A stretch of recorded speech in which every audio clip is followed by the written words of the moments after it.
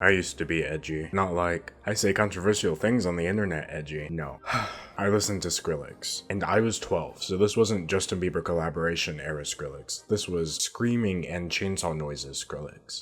Yes! Oh my god! I wore all black, I refused to smile, it wasn't a good look. I was sarcastic about literally everything. What I'm trying to say here is that I haven't grown or matured as a person at all since age 12. But if you thought my taste in fashion and music and lifestyle choices was bad when I was 12, my artwork is a whole different story. So I guess I'm about to expose myself. Hi, how are you doing? That's amazing. Now I know this is a part of the video where I'm supposed to effortlessly transition into an ad read mid-sentence, but this video is in fact sponsored by Skillshare, so that is what I actually just did. I have a list of things I'm supposed to say about Skillshare, like how it's an online learning community and it has over 7 million users, taking over 28,000 courses, but I say that every time I give Skillshare a feature, so that's why I just said it again.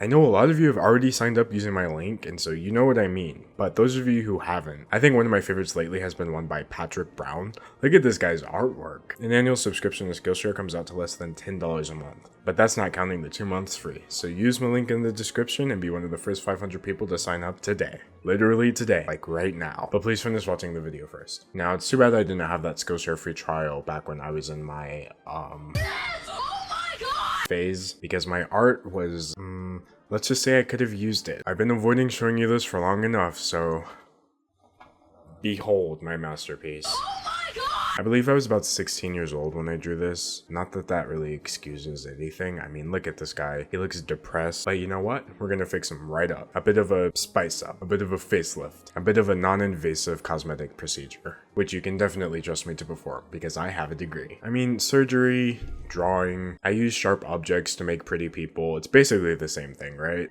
Alright, we got ourselves a new canvas. Also, none of the shortcut buttons on my tablet are working, so that's fantastic. So the most noticeable thing for me about the old illustration is that guy has no anatomy going on. I guess I just thought if I could cover it with baggy clothes, I wouldn't have to actually draw. It was a valiant effort, I'll give myself that. I can't lie, I'm very glad to be done with the Tati/James Charles thing. I feel like I was trapped in a Black Mirror episode where the only two celebrities in the entire world were Tati Westbrook and James Charles. We're just gonna block in some basic shapes. Oh wait, I forgot to draw this on a different layer. So my lines are stuck to the background. You have no idea how often I start off on the wrong layer. It's some sort of divine punishment, I swear. Okay, now that we've got him in a pose, we gotta add on some anatomy. Even though we are gonna cover it with clothes later, it'll just work better overall if the anatomy works from the beginning.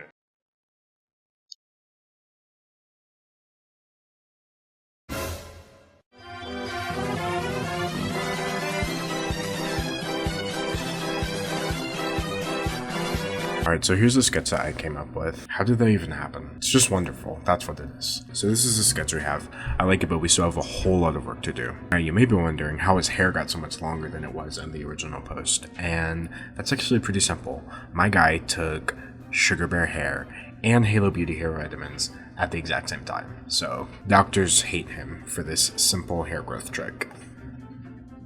And I imagine Tati Westbrook does too. I pretty much kept his outfit very similar, except I just tried to make it less, I don't know. Now it's time to go in with the lasso tool. This part is honestly so relaxing, and the lasso keeps it really, really clean. One of the things I was talking about while I thought my microphone was recording, but it wasn't, so I'm gonna have to repeat, was merch. For example, I'm wearing my merch right now. That's my hat. You know, crowdmate.com/collection/D'Angelo, link in description. No big deal. I'm really sad that my camera wound up not recording the sketch. That's so much content I could have used. I could have gotten to 10 minutes so easily. Being a YouTuber is just one of the hardest jobs you will ever face. Did you see that everyone was trying to cancel Jake Paul for what he said about Cody Ko apparently? He called Cody Ko a cyberbully, and everyone was like, that's ridiculous. I guess everyone knows like criticism isn't bullying. But honestly, where was that same energy when I said Lavender Town's anatomy was broken and then everybody came for me on their Instagram? That was kind of lame. They really got bent out of shape. Kind of like the anatomy in her drawing. Okay, so now we're gonna fill this with a solid color. Now that's clean. That's what I like to see. Look at that. Now, where I just realized I went wrong, the original drawing doesn't even have any color, so I'm not sure what's supposed to be what. Maybe he has red hair, who knows. I don't think I've ever actually drawn anybody with red hair before. That is not correct. You know, it would be really funny if his bright red hair contrasts with like the dark clothes he's wearing. So you should be really proud of me because I actually started recording this video not at 1 a.m. Not thinking about the fact that it would take several hours to draw, and therefore it's now past 1 a.m. I like the shapes we've got going on here. Now I'm going to add in a skin tone. Now we're going to do the inside of the cape. I think it would be cool to make the inside of the cape really dark. Can we just get one thing out of the way? I'm literally so bad at talking and drawing. Let me give you a little background as to how my YouTube channel used to be. So see, now I've got like a green screen and a microphone and I've got the camera and all that stuff. But did you know that I used to just record time lapses of me drawing? That's it. I would just upload. Let me show you an example. Yes! Oh my god! Yep, that is what I thought people wanted to watch on YouTube. Imagine my shock when it never got me anywhere. I had uploaded like 60 of these videos to, not this channel, but a different channel I had. And I think the most I ever had was 200 subscribers. See, the reason for this is because people will like your artwork, but they're not just gonna watch a sped up version of you drawing, which I did not realize. I really thought I was onto something. So there's no commentary, no nothing. No, now he looks like a, one of those things from Game of Thrones. Honestly, I'm so glad Game of Thrones ended. It's funny though, because from what I heard, the ending was disappointing. So you watched all those episodes and you waited all those years for a disappointing series finale. Can't relate. And honestly, it's what you deserve. There's one point where I went on Twitter just to look for... Why was I on Twitter? Probably to post something terrible. But I noticed that literally every single thing that was trending was Game of Thrones. All of them. Every single one. This character I'm working on right now was for a comic. I never actually told you the story of my comic, did I? Okay, so basically, after reading approximately one page of one comic ever on Webtoon, I knew in my heart, oh, this is it. I'm going to become a famous Webtoon artist. So, what do you think I did? Let's play a little game. Did I, A, sit down and write up a draft for a comic? B, make a test comic to see, you know, if I could actually do what I had just committed my entire life to? Or C, tell literally everyone I knew that I was making a comic before I even started a page. It was so bad that people were waiting and people would ask me about it. Like, I can't wait for your comic. And when I realized people like really cared, I was like, oh. In an attempt to make things better, I gave them an exact release date. What did I think was going to happen? I'm so confused. But yes, I gave them an exact release date for page 1 of my comic. And I actually made it. That's the weird part. I guess the release date gave me motivation because I was able to make that first page easy peasy. It was probably terrible, but wow, it looks kind of stylish.